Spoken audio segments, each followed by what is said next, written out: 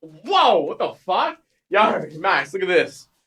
Someone actually did this and uploaded it to YouTube. They're getting banned. They're getting banned. I don't think that's allowed. Damn, Susan gonna put the hammer down on that bitch. If we're getting yellow $ for the shit we're uploading, that is getting fucking full termination. There's no way that's staying up. We should get out of here before someone I don't want to catches get near that. Let's get out of here. Welcome to Warframe, where the game itself is a sci-fi fiction / fantasy with fast-paced over-the-top cluster visual and effects, and then there's the sister to Warframe, that being Soulframe, which it's a full-on fantasy game with more of a slower pace and gameplay, kinda like the Souls-like games. Oh shit, God, what the actual fuck is that?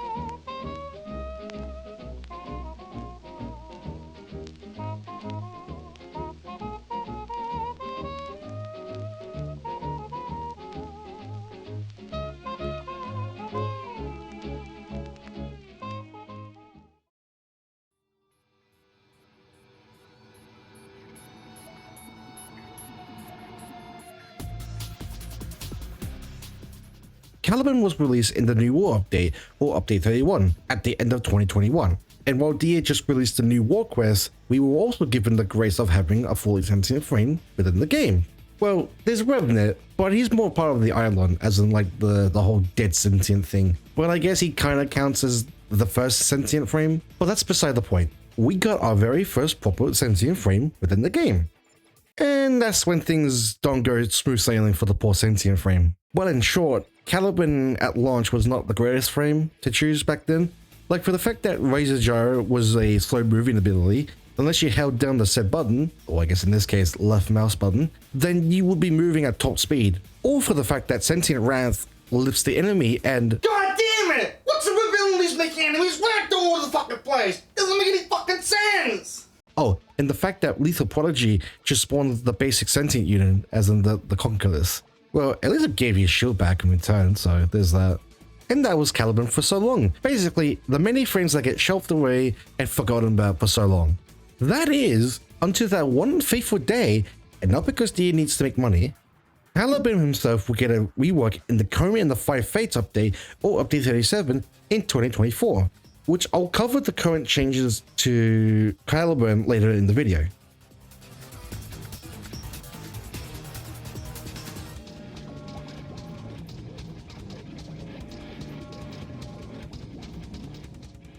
Caliban Prime was released in the All-Piece Update, or Update 41, which came with a signature melee, the Ventano, but now as a Prime version of the melee, and a unique primary weapon that has never been shown before, the Vidaya Prime. Too bad DA left the one strap, which I mean, at the same time, it was kind of broken in hindsight.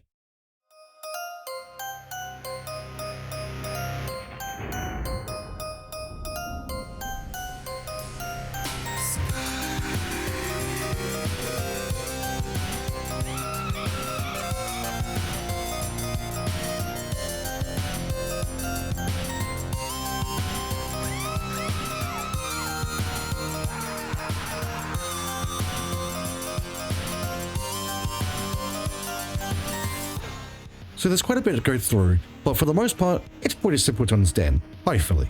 When casting the ability, Caliban will dash forward while spinning, and any enemies that are hit during the attack, they will be pulled towards Caliban while receiving the Tau status with the added bonus of gaining health and energy back. Though, while it's only like 25%, the player can receive more with higher efficiency, so there's that. But in terms of moving around and about, the player can steer Caliban or even slow down to move a little slower, but in most cases, there's no need to slow down when using Razor Gyre, so there's that. Racing Mortar is an interesting mod, in the sense of just how much one mod can do so much damage just in a few seconds. But anyways, using Razor Gyre just after grouping up all the enemies, the Aethers will automatically be turned into the Mortar form, and targets the grouped up enemies while gaining a 7% increase in electricity damage in a fire rate of 6 seconds.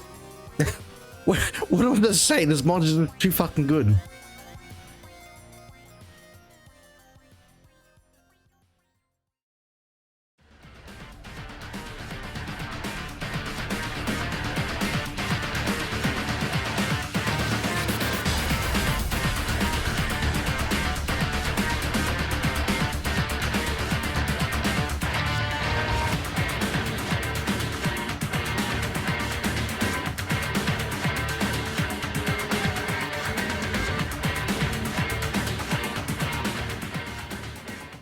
There's not much to go through with Sentient Wrath, other than that being a crowd control ability, but in saying that, casting the ability will cause Caliban to stop on the ground and cast out a wave of towel-like energy, which will hit any enemies that are within line of sight, and will be lifted in the air and will receive towel status depending on the duration. Now of course, any units that has Overgarden, like the expert units, won't be lifted in the air, but can still receive the towel status effect, and there's no cap on how many can be lifted, unlike before the rework.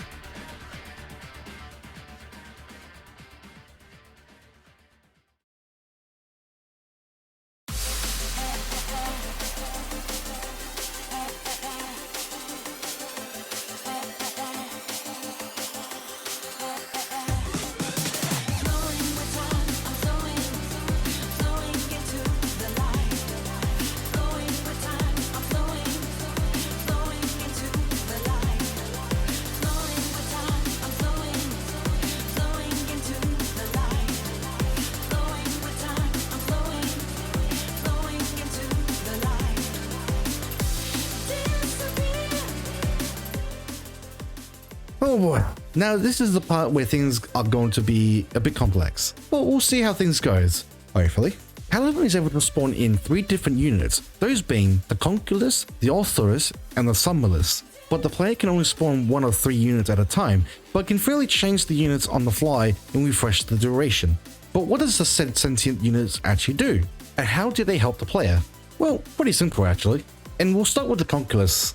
The Conculus are the melee units of the 3, and while they usually just slap enemies around with their basic attack, and I guess their sticks, they also have a spreading attack which will apply slash to any enemies that the Conculus units are attacking, while also applying style status effects occasionally.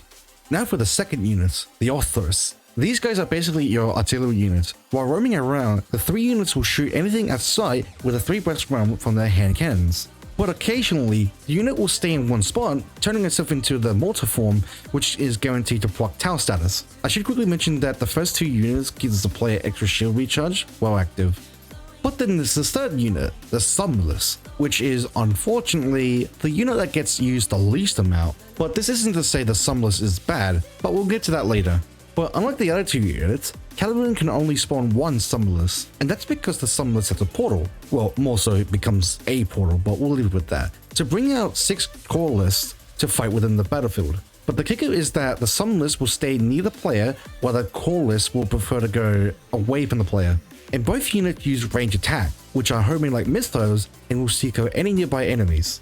But the Summerless has a unique attack, which is setting out a slow moving orb, and if it direct hits, then it will stun the target enemy, but the explosion will cause staggers to all nearby enemies from the explosion. And not only will the Summerless give fuel recharge to the player itself, but it will also give the benefit to all allies within the squad.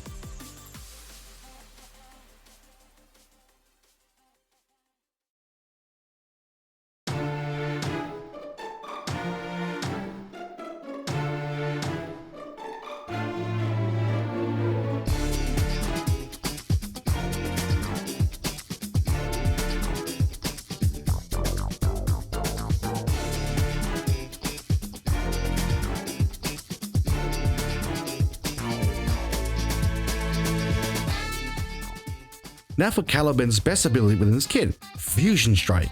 When cast, Caliban will strike 3 laser beams of Tau, both from his hands and his chest, in which Caliban casts the lasers from the side, closing the gap towards the middle of the player's reticle. But during the cast, the player will be invulnerable or gain iframe and won't be able to move during the cast, and that any enemies that are within line of sight will receive Tau status while also being able to armor strip. When the player has 200% strength, or is using corrosive projection to lower it to 164 strength. That and the laser have infinite punch through, but also staggering any enemies that are hit by the laser or at the end of the cast, where once the lasers are connected, it will cause an explosion within the player's reticle. Now for some side notes.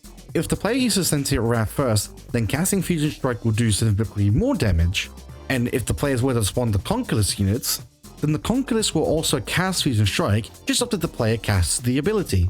But it's not as effective, as it doesn't create the same explosion from the end of the ability, but it has an extremely low chance of becoming empowered, which is like 3%.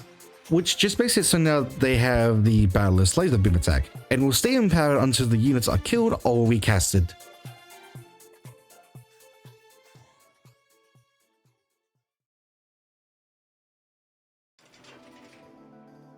Alright, so starting as always with the shard, I've got 1 casting speed, 2 red shards for strength, another one for duration, and a equilibrium shard. Now, a thing to keep in mind is casting speed, I think I would absolutely highly recommend using, which helps Caliban just get out of the move on and, you know, rather not see him in one spot for too long. Because the thing is, with 3 of his ability, he has to like, well, I don't think, no, lethal apology you don't, but 2 and his 4, you have to like stay in one spot to like cast it, so it takes a bit for it to do that. So by having casting speed, it will help that significantly.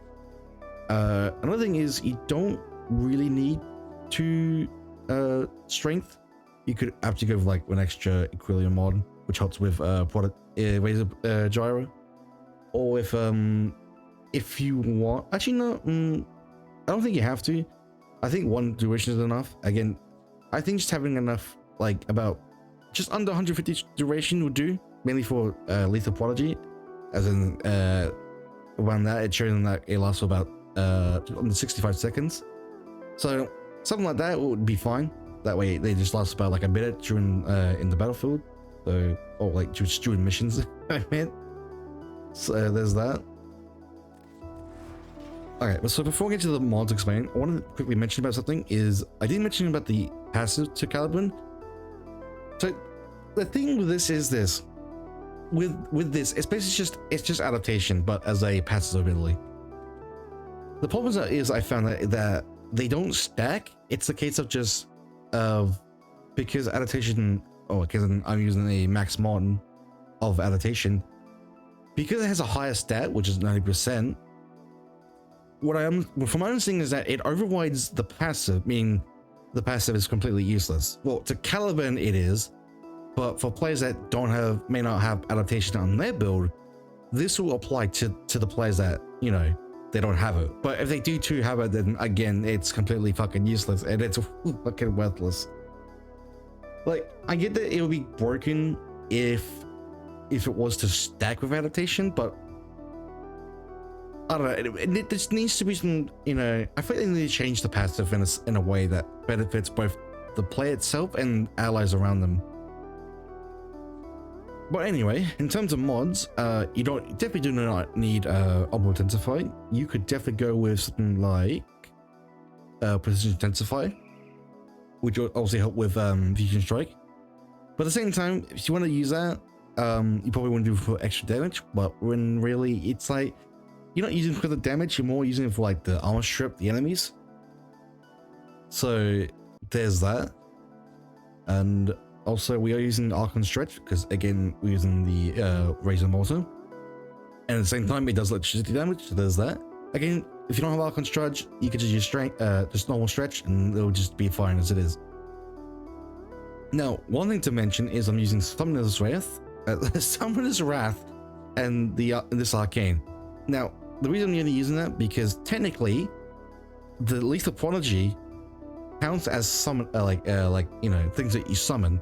So this OR mod will apply to that, meaning that your summons units will receive more damage, and plus your companion gets more damage at the same time. So that's a plus bonus for that.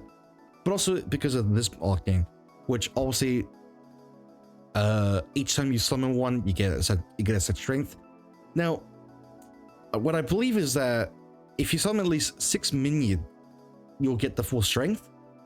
But I'm pretty sure it's a case of like it keeps refreshing on how much you get from each spawn, or each like spawn in this unit.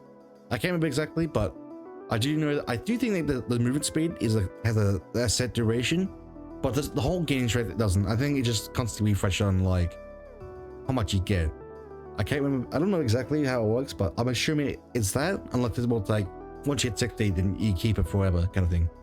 Because again, the strength doesn't have a duration, so it still stays there. But to compensate that, I'm also using more augment, which is just a free 60 strength on 250 kills. So there was that. Now I do have other builds, but they're not worth showing off, mainly because they're just more like just a fuck around, find out kind of thing. Like for this instant, I'm not using thing. I'm using more shield, and I'm using weapon embrace, which can work, but again, this is I think if anything, you would place it with Sentient Wrath, but again, it's like why would you when like they receive more damage and they apply Tau status into the mix? So yeah, it's just it's a case. Yeah, so in this case, Caliban's just like. No. So yeah, in this case, I think Caliban is in a better spot than he was before, because when he first came out, like I said before, he was not in a good spot. Like, he wasn't as bad as like maybe like Hydroid back before he got his rework, but he was still like kind of like the bottom of the barrel Warframes. Like he just wasn't that good. Like especially with like, you know, a bit of like Sentient Wrath making enemies ragdoll, which again, apparently this is the thing that DE just likes doing beforehand. But they've clearly made it where like now, like when it gets anything that's like a CC kind of thing, they'll just make it where like they just like, you know, they made like at least in a way like you're not like, you know, ragdolling around this and that and like making things annoying. You know.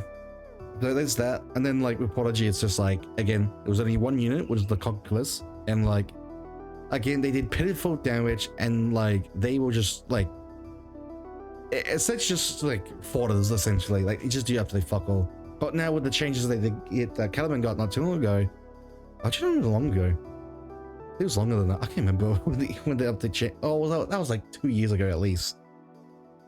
But yeah, so I was gonna describe like, you know, how to get Caliban and this and that. What I didn't realize is that I haven't done the grind since like 5 or 6 years ago, some shit. How long it's been since it came out. But in this case is that, so in order to get the bounty, which is, as you can see, you need to do the new war quest, and once you do that, you get the quest from both from Cetus and Fortuna. Now, either talk to Kondu or the other person I can't remember for the life of me for some reason, but you talk to them, you know, based on where you are. The problem was I didn't realize was that they both show the same rewards regardless of where you are, which I originally thought that they show you both different rewards. So in this case, you can only get one of each parts every 2.5 hours. That goes with the mods and the signature weapons from the archons that you fight during the quest. But yeah, it's not fun realizing that they both show you the same rewards, which I'll leave on the screen here, obviously.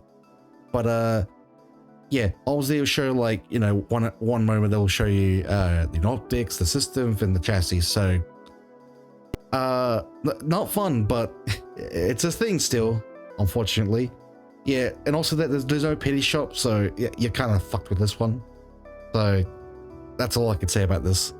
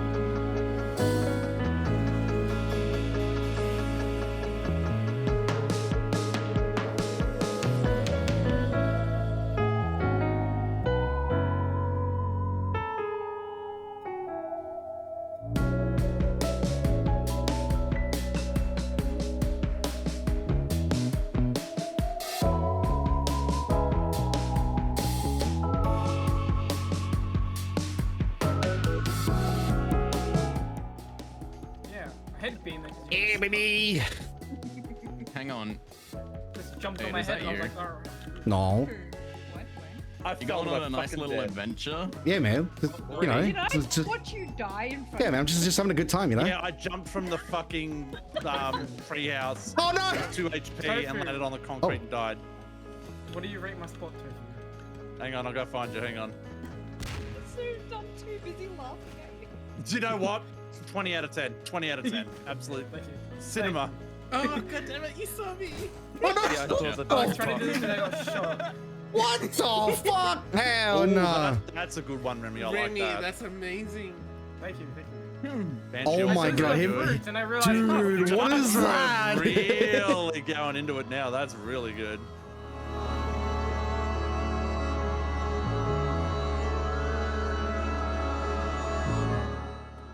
Thanks for watching.